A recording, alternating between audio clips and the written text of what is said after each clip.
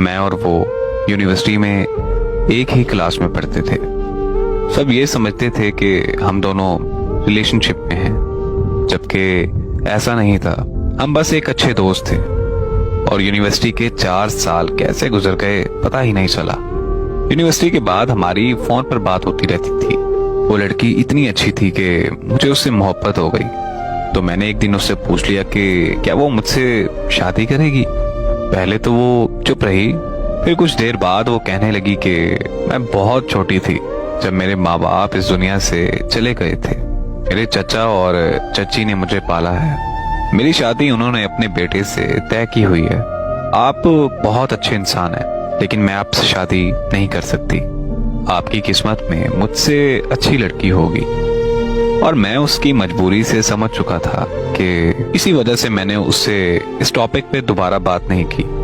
फिर कुछ ही अरसे के बाद उसकी शादी हो गई। शादी के बाद उसने मुझसे कभी राब्ता नहीं किया। कुछ महीनों बाद मैं भी उसे भूल गया और एमएस करने के लिए अमेरिका चला गया। और फिर जब मैं 2 साल के बाद पाकिस्तान वापस आया तो यूनिवर्सिटी के कुछ पुराने दोस्त मुझसे मिलने आए। उन्होंने मुझसे महविश का जिक्र किया तो फिर उससे मिलने की चाहत होने लगी।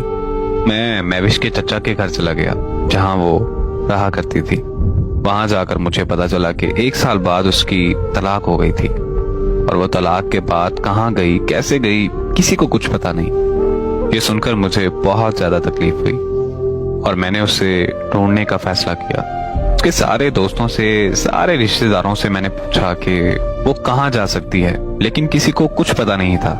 ढूंढते ढूंढते 6 महीने गुजर गए, लेकिन उसका कोई सुराग नहीं मिला। एक दिन मैं दोपहर को सो रहा था और मैंने ख्वाब देखा कि दाता दरबार की सीढ़ियों में बैठी रो रही है। मैं ख्वाब से जागते ही दाता दरबार की तरफ निकल पड़ा। वहां पहुंचकर उसे इधर उधर तलाश किया, लेकिन वो नहीं मिली।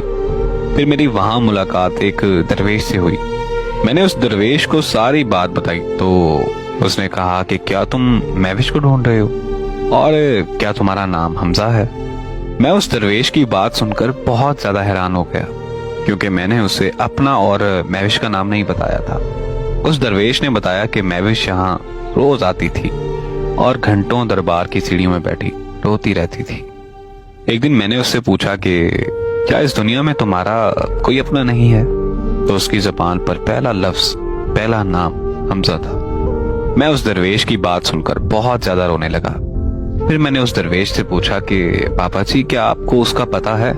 तो बाबा जी ने कहा कि हाँ मुझे पता है, चलो तुम्हें ले चलो। बाबा जी मुझे कब्रिस्तान, एक कब्र पर ले गए और उस कब्र पर महविश का नाम देखकर मेरी रूह कांप गई।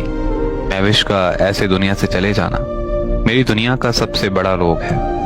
मेरी दुआ है कि अल्लाह पाक महविश को करवट करवट जन्नत नसीब करे। आमीन।